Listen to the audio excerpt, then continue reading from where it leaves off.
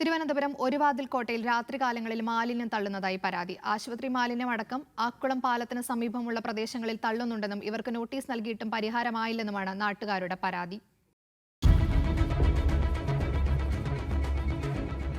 എന്തെല്ലാം അസുഖങ്ങൾ ഇതിൽ നിന്നുണ്ടാവും.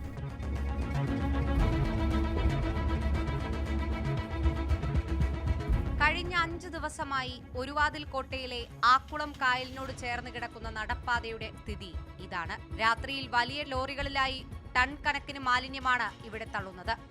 ആശുപത്രിയിൽ നിന്നടക്കമുള്ള മാലിന്യം ഇതിലുണ്ട്. പല വണ്ടികളിലായിട്ട് ഇവിടെ ലോഡുകൾ അടിച്ചുകൊണ്ടിരിക്കുകയാണ്. 5 ദിവസമായിട്ടുണ്ട് ആദ്യത്തെ ലോഡ് ഇവിടെ കൊണ്ടുവന്നിട്ടിട്ട്. അവരെ നിരീക്ഷിക്കാനായിട്ട് പ്രത്യേകിച്ച് ക്യാമറകളൊന്നുമില്ല. ഈ റോഡിൻ്റെ അങ്ങോ ഇങ്ങോ ഇല്ല.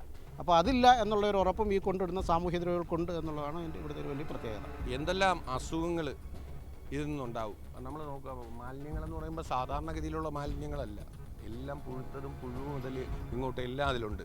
മാലിന്യം തള്ളുന്നത് ശ്രദ്ധയിൽപ്പെട്ട ഉടൻ തന്നെ നഗരസഭാ അധികൃതരെ വിവരമറിയിച്ചെന്നും മാലിന്യം തള്ളുന്ന സ്വകാര്യ ആശുപത്രിക്ക് നോട്ടീസ് അയച്ചെന്നും കടകംപള്ളി വാർഡ് കൗൺസിലർ. ഒത്തിരി വേസ്റ്റുകൾ ഇവിടെ കിടക്കുന്നത് കണ്ടു.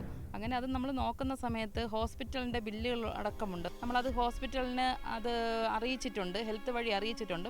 വേസ്റ്റ് കിടക്കുന്നതിൻ്റെ ഫോട്ടോസ് ഉൾപ്പെടെ നമ്മൾ മേയർക്കും പരാതി നൽകിയിട്ടുണ്ട്. വേസ്റ്റ് മാലിന്യങ്ങൾ കൊണ്ട് ഇടുന്നത് നമുക്ക് തടയാനുള്ള നടപടിയായിട്ട് നഗരസഭ മുമ്പോട്ട് പോകുന്നുണ്ട്. നോട്ടീസ് കൈപ്പറ്റിയിട്ടുണ്ടെന്നും മാലിന്യം ഉടൻ നീക്കാമെന്ന് അറിയിച്ചിട്ടുണ്ടെന്നും ഹെൽത്ത് ഇൻസ്പെക്ടർ പറഞ്ഞു. അവർ ഇന്നലെ ഇവിടെ വന്നിരുന്നു. അവിടെ അത് വേസ്റ്റ് അവർ തന്നെ നീക്കം ചെയ്ത് കൊണ്ടുപോകാനുള്ള പരിപാടിയാണ്. നമ്മൾ ഫൈനും ചുമത്തിയിട്ടുണ്ട്. അപ്പോൾ അത് ഫൈൻ ഇത് നീക്കം ചെയ്തതിന് ശേഷം ഫൈനിനെ കുറിച്ച് ഉന്നതാധികാരികളോട് സംസാരിച്ചതിന് ശേഷം മാത്രമേ നമുക്ക് ഡിസൈഡ് ചെയ്യാൻ പറ്റുള്ളൂ എന്ന് പറഞ്ഞിട്ടുണ്ട്. നോട്ടീസ് നൽകിയിട്ടും പിഴ ചുമത്തിയിട്ടും ഇതുവരെ പ്രദേശത്ത് നിന്ന് മാലിന്യം നീക്കിയിട്ടില്ല. ഭക്ഷണാവശിഷ്ടങ്ങളടക്കം തള്ളിയതിനാൽ ഇവിടെ ദുർഗന്ധം രൂക്ഷമാണ്.